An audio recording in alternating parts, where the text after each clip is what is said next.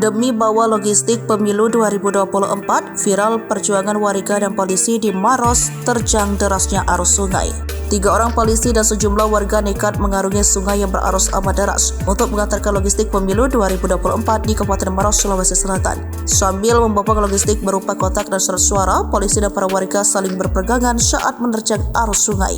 Pertaruhan nyawa para polisi dan warga dalam menyukseskan pemilu 2024 itu pun viral di media sosial usai diunggah oleh salah satu akun Instagram pada Minggu 18 Februari 2024. Dalam rekaman video yang beredar, tapak sungai yang luas dengan arus begitu deras tak menjadi penghambat para polisi yang bertugas mengantarkan logistik pemilu 2024. Dengan sigap, para warga pun bergegas membantu para polisi dengan membopong surat suara hingga menggandeng tangan mereka agar tak terjatuh. Proses pengantaran logistik pemilu 2024 itu pun berjalan dramatis lantaran medan yang sangat sulit. Para polisi dan warga beberapa kali terlihat hampir terjatuh lantaran kesulitan membawa logistik sembari menerjang arus sungai.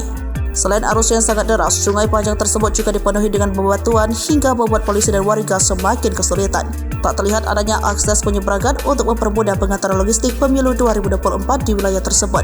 Terlihat dari seberang sungai, para warga yang lain sudah bersiap untuk membantu dan membawa barang logistik pemilu 2024 yang dihantarkan. Pengiriman logistik pemilu 2024 yang penuh tantangan itu bahkan disebut menghabisi waktu selama 28 jam hingga akhirnya sampai ke PPK. Pengawalan tersebut berlangsung sekitar 28 jam hingga bisa tiba ke PPK, tulis akun itu. Seperti yang diketahui bersama, pemilu sendiri sudah diselenggarakan secara serentak pada Rabu, 14 Februari 2024.